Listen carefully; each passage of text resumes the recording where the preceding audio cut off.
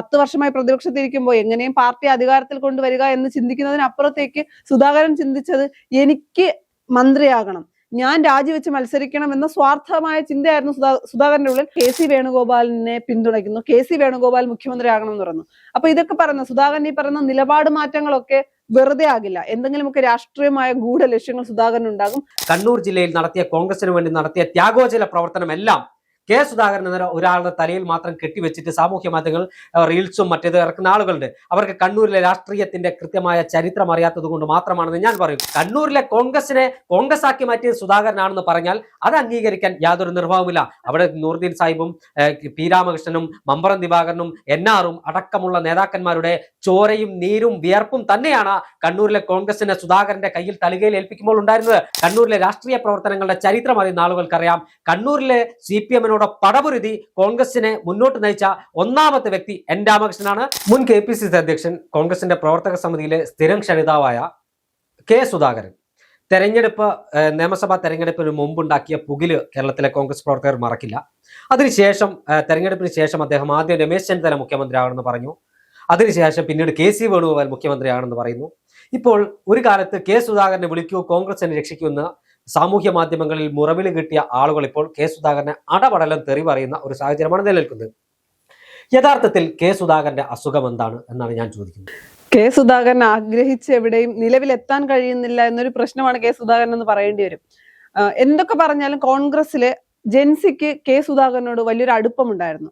കോൺഗ്രസ് പ്രവർത്തകർക്ക് അല്ലെങ്കിൽ ഈ പറയുന്ന യുവാക്കൾക്ക് കോൺഗ്രസ്സുകാർക്ക് K സുധാകരൻ, കണ്ണൂർ എന്ന് പറഞ്ഞാൽ K സുധാകരനാണ്. ഒരു യൂത്തിന് കണ്ണൂർ എന്ന് പറഞ്ഞാൽ K സുധാകരനാണ്. കോൺഗ്രസിന്റെ ഒരു രീതി എന്ന് പറഞ്ഞാൽ എല്ലാം സമാധാനമായി കൊണ്ടുപോകുക എന്നതാണ്. നമ്മൾ ഈ പറഞ്ഞ ഗാന്ധിയൻ ആശയമാണ് പലപ്പോഴും കോൺഗ്രസ് പിന്തുടരാറ്. അപ്പൊ അടിക്ക് തിരിച്ചടി എന്ന് പറയുന്ന ഒരു നിലപാട് കോൺഗ്രസ് എടുക്കാറില്ല. എന്നാൽ കണ്ണൂർ രാഷ്ട്രീയത്തിൽ അടിക്ക് തിരിച്ചടി എന്ന നിലപാട് എടുത്ത ആളാണ് K സുധാകരൻ എന്നാണ് പറയാറ്. ഏറ്റവും കൂടുതൽ സോഷ്യൽ മീഡിയയിലൊക്കെ സോഷ്യൽ മീഡിയയിൽ എല്ലാവരും അത്യാവശ്യം PR വർക്കൊക്കെ ചെയ്ത് ട്രെൻഡിങ് ആണ്. സോഷ്യൽ മീഡിയ അത്രത്തോളം PR വർക്കൊന്നും ചെയ്യാതെ രാഷ്ട്രീയക്കാർ അത്രത്തോളം സോഷ്യൽ മീഡിയയിൽ ആക്റ്റീവ് ആവാതിരുന്ന സമയത്തും സോഷ്യൽ മീഡിയയിൽ ആക്റ്റീവ് ആയിട്ടുള്ള ആളായിരുന്നു K സുധാകരൻ. KPCC പ്രസിഡന്റായ K സുധാകരൻ വരണമെന്നുള്ളത് പ്രവർത്തകരുടെ ആവശ്യമായിരുന്നു. ഞാനടക്കമുള്ള സാധാരണക്കാരെല്ലാവരും അല്ലെങ്കിൽ മാധ്യമങ്ങൾ ഒന്നടങ്കം പറഞ്ഞു. അപ്പൊ ഞാനും ഒക്കെ ചിന്തിച്ചു, K സുധാകരൻ വന്നാൽ കോൺഗ്രസിൽ വലിയ മാറ്റം ഉണ്ടാകും. K സുധാകരൻ KPCC അധ്യക്ഷനായി വരുമ്പോൾ കോൺഗ്രസ്സുകാർക്ക് അടിക്ക് തിരിച്ചടി എന്നുള്ള നിലപാട്, പ്രവർത്തകരെ ചേർത്ത് പിടിക്കുന്ന നിലപാട്, ഇതൊക്കെയാണ് K സുധാകരനെ വ്യത്യസ്തനാക്കുന്നതെന്ന് എപ്പോഴും ആവർത്തിച്ചുകൊണ്ടിരുന്നിടത്ത് KPCC പ്രസിഡന്റായി K സുധാകരൻ വന്നപ്പോ മാധ്യമങ്ങൾ കൊടുത്ത അല്ലെങ്കിൽ മാധ്യമങ്ങൾ ഹൈലൈറ്റ് ചെയ്തതുപോലെ ഒന്നും ഉണ്ടായില്ല. മാധ്യമങ്ങൾ കൊടുത്ത ഹൈപ്പിനനുസരിച്ച് K സുധാകരൻ ഒന്നും ചെയ്തില്ല.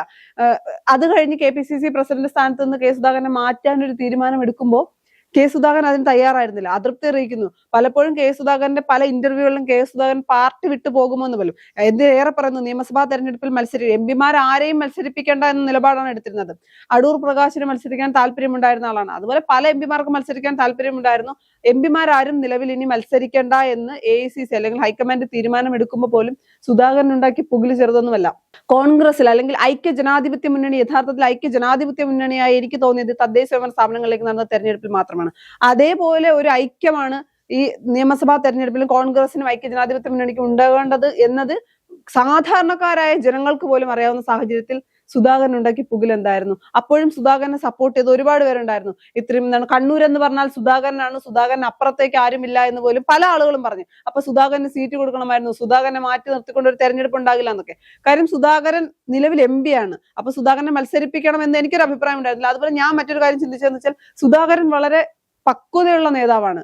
ഈ പറയുന്ന കാര്യങ്ങൾ അറിയാത്ത, കോൺഗ്രസിന്റെ അവസ്ഥ അറിയാത്ത ആളൊന്നുമല്ല. 10 വർഷമായി പ്രതിപക്ഷത്തിരിക്കുമ്പോൾ എങ്ങനെയും പാർട്ടി അധികാരത്തിൽ കൊണ്ടുവരിക എന്ന് ചിന്തിക്കുന്നതിനപ്പുറത്തേക്ക് സുധാകരൻ ചിന്തിച്ചത് എനിക്ക് മന്ത്രിയാകണം, ഞാൻ രാജിവെച്ച് മത്സരിക്കണം എന്ന സ്വാർത്ഥമായ ചിന്തയായിരുന്നു സുധാകരന്റെ ഉള്ളിൽ. അതൊന്നും അംഗീകരിക്കാൻ കഴിയില്ല.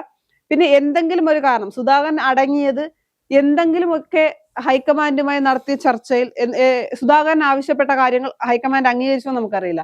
അല്ലെങ്കിൽ എന്ത് പറഞ്ഞാണ് സുധാകരനെ സമാധാനപ്പെടുത്തിയതെന്നും അറിയില്ല. ഇനി അധികാരത്തിൽ വന്നാൽ എവിടെയെന്നെങ്കിലും നിന്ന് 6 മാസത്തിനകം ജയിച്ചാൽ മതിയല്ലോ, ഏതെങ്കിലും മന്ത്രിയാക്കാമെന്ന് വാഗ്ദാനം നൽകിയിട്ടുണ്ടോ, അതോ KPCC പ്രസിഡന്റായി തിരിച്ച് നിയോഗിക്കാമെന്ന് പറഞ്ഞിട്ടുണ്ടോ ഒന്നും നമുക്കറിയില്ല.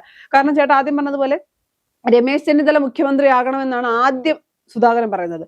അത് കഴിഞ്ഞ് സുധാകരൻ പറഞ്ഞത് UDF എന്തെങ്കിലും കാരണം കൊണ്ട് അധികാരത്തിൽ വന്നില്ലെങ്കിൽ VD സതീശൻ രാഷ്ട്രീയ വനവാസത്തിന് പോകണമെന്ന് പറഞ്ഞു. അത് കഴിഞ്ഞ് ഇപ്പൊ കെ സി വേണുഗോപാലിനെ പിന്തുണയ്ക്കുന്നു. കെ സി വേണുഗോപാൽ മുഖ്യമന്ത്രിയാകണം എന്ന് പറയുന്നു. അപ്പൊ ഇതൊക്കെ പറയുന്ന സുധാകരൻ ഈ പറയുന്ന നിലപാട് മാറ്റങ്ങളൊക്കെ വെറുതെ ആകില്ല. എന്തെങ്കിലുമൊക്കെ രാഷ്ട്രീയമായ ഗൂഢലക്ഷ്യങ്ങൾ സുധാകരൻ ഉണ്ടാകും. അത് എത്രത്തോളം ഫലപ്രദമാകും എന്നുള്ളത് കണ്ടറിയേണ്ടത് തന്നെ ഇരിക്കും. തീർച്ചയായും കണ്ണൂരിൽ കോൺഗ്രസിനെ കെട്ടിപ്പടുത്തത് സുധാകരനാണ്. കണ്ണൂരിൽ സുധാകരനില്ലാതെ കോൺഗ്രസ് ഇല്ല എന്നൊക്കെ സാമൂഹ്യ മാധ്യമങ്ങളിൽ പലരും തള്ളുന്ന കാണാറുണ്ട്. സുധാകരൻ ഗോപാലൻ ജനതയിൽ പ്രവർത്തിക്കുന്ന കാലത്തും കണ്ണൂരിൽ കോൺഗ്രസ് ഉണ്ട്. അന്ന് N Ramakrishnan, P Ramakrishnan, K P Noorudheen Sahib അടക്കമുള്ള നേതാക്കന്മാർ കണ്ണൂരിൽ അടിക്ക് തിരിച്ചടി എന്ന എൻആറിന്റെ ശൈലി ആരും മറന്നിട്ടുണ്ടാവില്ല. എൻആറിന്റെ നിഴൽ പറ്റിയാണ് സുധാകരൻ കോൺഗ്രസിലേക്ക് വരുന്നത്. സുധാകരൻ ഒരു കാലത്ത് കോൺഗ്രസ് അല്ലായിരുന്നു.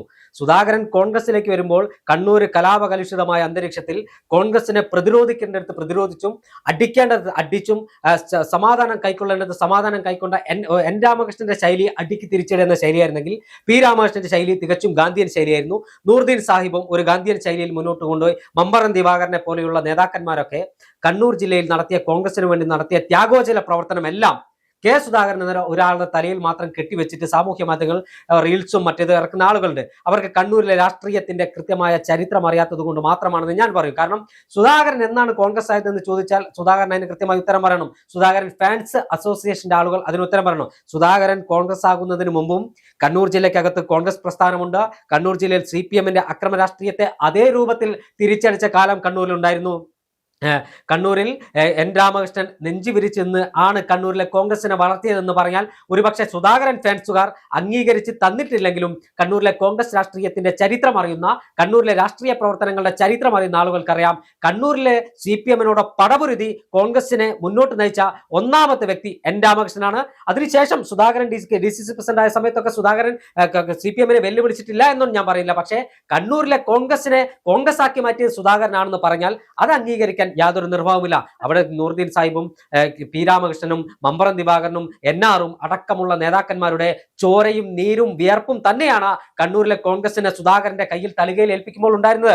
അവിടെ CPM-നോട് സുധാകരൻ വെല്ലുവിളിച്ചിട്ടുണ്ട്, CPM-നോട് ഏറ്റുമുട്ടിയിട്ടുണ്ട് എന്നൊക്കെ യാഥാർത്ഥ്യമാണ്. പക്ഷേ ഇപ്പോൾ സുധാകരൻ ചെയ്യുന്നത് കോൺഗ്രസ് പ്രസ്ഥാനത്തിന്റെ പ്രവർത്തകർ കുടിക്കുന്ന കഞ്ഞിയിൽ മണ്ണ് വാരിയിടുന്ന സമീപനമാണ് കെ സുധാകരന്റെ ഭാഗത്തുനിന്നുണ്ടാകുന്നത്. അത് വകവെച്ച് തരാൻ പ്രവർത്തകർ ഒരുക്കമല്ല എന്നത് തന്നെയാണ് സാമൂഹ്യ മാധ്യമങ്ങൾ സുധാകരനെ വിളിക്കൂ, കോൺഗ്രസിനെ രക്ഷിക്കൂ എന്ന് പറഞ്ഞ പോസ്റ്റ് ഇട്ട കോൺഗ്രസ് പ്രവർത്തകർ തന്നെ സുധാകരനോട് അടങ്ങി ഒതുങ്ങി ഇരിക്കൂ എന്ന് പറയാൻ അവർ തയ്യാറാകുന്നതിലൂടെ നമുക്ക് മനസ്സിലാക്കാൻ കഴിയുന്ന ഒരു കാര്യം. സുധാകരനെ പറ്റി പറയുമ്പോൾ ഏറ്റവും കൂടുതൽ പറയുന്നത് പ്രവർത്തകർക്ക് വേണ്ടി ജീവിച്ച ആളാണ്, അല്ലെങ്കിൽ പ്രവർത്തകർക്ക് വേണ്ടിയാണ് ജീവിക്കുന്നത്. പ്രവർത്തകർക്ക് എന്ത് പ്രശ്നം വന്നാലും സുധാകരന്റെ അടുത്ത് ചെല്ലാൻ പറ്റുമെന്നാണ് പറയുന്നത്. അപ്പൊ അതിൽ നിന്ന് പ്രവർത്തകരിൽ നിന്ന് സുധാകരൻ അകന്നു പോവുകയല്ലേ കാണിക്കുന്നതിലൂടെ? തീർച്ചയായും പ്രവർത്തകന്മാരെ ചേർത്ത് പിടിച്ച ആളുകൾ തന്നെയാണ് മമ്പറം ദിവാകരനെ പോലെയുള്ള ആളുകൾ.